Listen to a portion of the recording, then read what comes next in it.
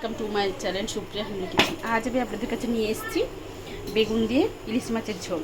তো আমি এটাকে নুন হলুদ শুধু মাখিয়ে রেখেছি, আর বেগুন কেটে রেখেছি, এই কাঁচা লঙ্কা, এই গোলমরিচ। তেলটা আমি কড়াইটা বসিয়ে দিয়েছিলাম, কড়াইটা গরম হয়ে গেছে। এবার মাছটা আমি হালকা করে ভেজে নেব, বেশি ডিপ ফ্রাইড করবো না, হালকা করে একটু জাস্ট ভেজে নেব। তো দেখুন বন্ধুরা, আমার কড়াইও গরম হয়ে গেছে।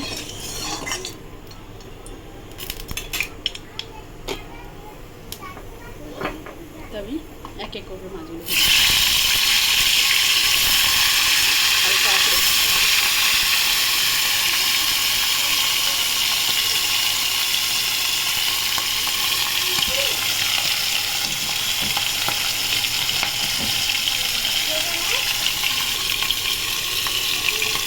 মিশে নেবে। বললাম প্রথমে বলেছি হালকা করে ভেজে নেবে, গ্যাস হালকা গন্ধটা চলে যাওয়ার জন্য।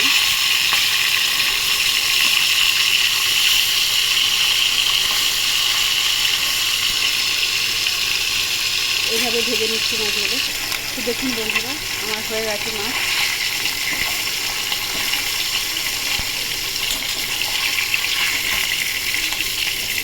তুলে নিন, মাছগুলো এইভাবে ভেজে নিয়েছি, বলেইছি প্রথমে হালকা করে ভাজবো।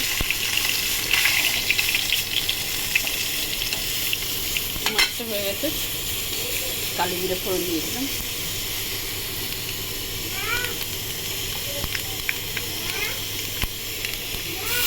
বেগুনটা দিয়ে দিলাম।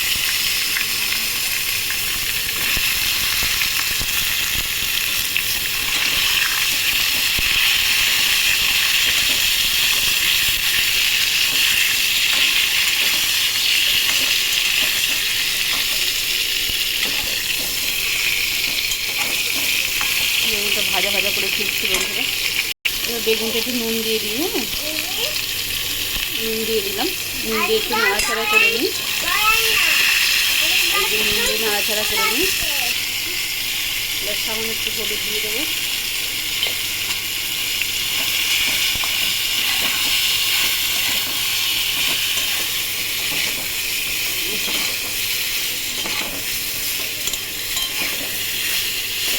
এবার একটু কাঁচা লঙ্কা দিয়ে দেবো, যে কটা কাঁচা লঙ্কা কেটে রেখেছিলাম এই কটা কাঁচা লঙ্কা দিয়ে দিলাম।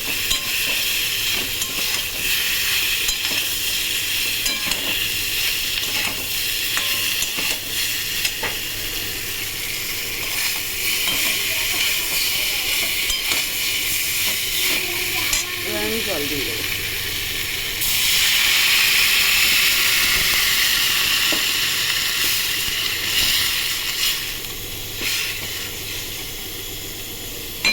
আর একটু দেবো, মাখা মাখা হবে। তো বন্ধুরা ফুটুক, ফিরছি।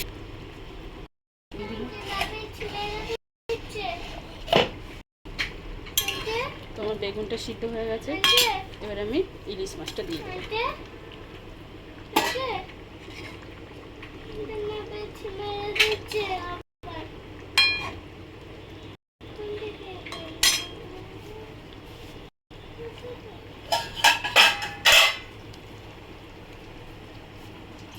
বাটাটা ধুয়ে একটু আর একটু জল লাগবে বন্ধুরা, জল দিয়ে দিলাম।